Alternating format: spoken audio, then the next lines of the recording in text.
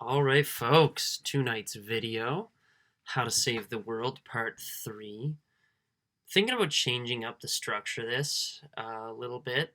Still going to do the daily videos, but would love to hear your feedback. What do you think so far? What do you like? What do you dislike?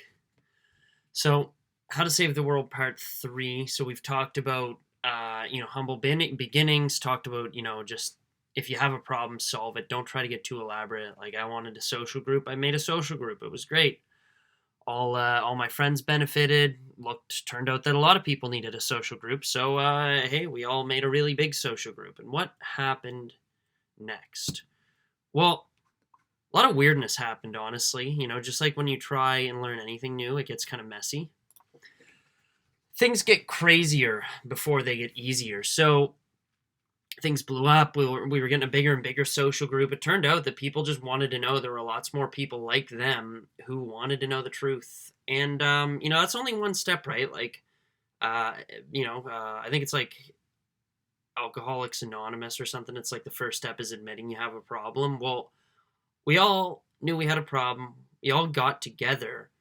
And there were a lot of attempts to fix things, but a lot of attempts that, failed pretty quickly or were, short-sighted or smaller in nature or solved different problems.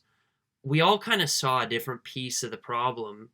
And some people tried to solve their niche of the problem, which is amazing, but there were some niches that weren't getting solved. And it was all kind of chaotic and different people doing different things week by week. So things got a little bit crazy, but we all were trying and continue to try to solve problems in our own way. And what happened is there were a lot of either failed attempts or weird successes. For one example is the Lighthouse there. It's Nova Scotians United. That's a political party my friends and I, we helped found. And it's still run by another friend of mine, but I quickly realized, I put a ton of effort into it. Really proud of what we did, but I quickly realized that I'm not the guy for politics, at least not right now. Like it just wasn't the way I wanted to impact things. There's a lot more convincing people to, vote for you and whatever, and like I don't know, just didn't fit my mode of action. And I have a lot of friends who are politicians, and I have a lot of respect for them. Not my thing, but so that wasn't a failure so much as a weird success, right? It didn't turn out how I expected it to, but it turned out really good. Or like we were holding these big rallies in Halifax, right? And they were getting really popular. And we said, well, frig, okay, well, what's the best way to grow? Well, let's go to different provinces. And we went to Fredericton in New Brunswick and tried to hold a rally, and it flopped.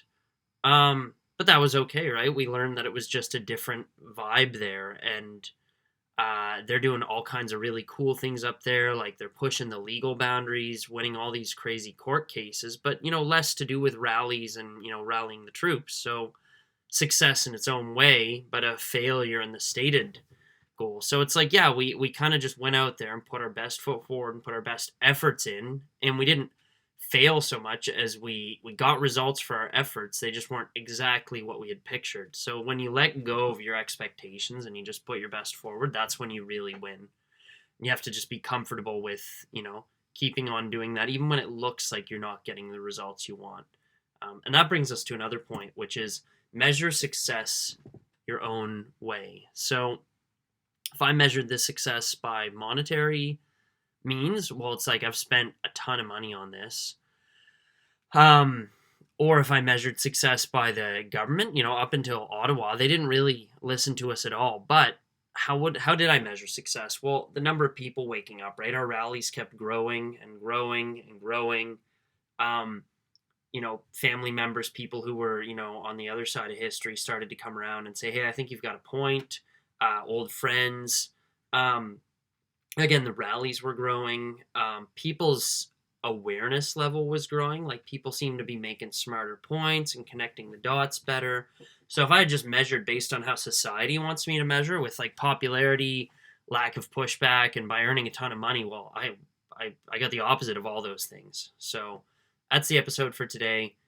Just remember, generosity creates abundance, and if you found this valuable, please share it with the one person you think would benefit most from it. Don't overthink, just share it with someone. Thanks, guys. Talk to you tomorrow.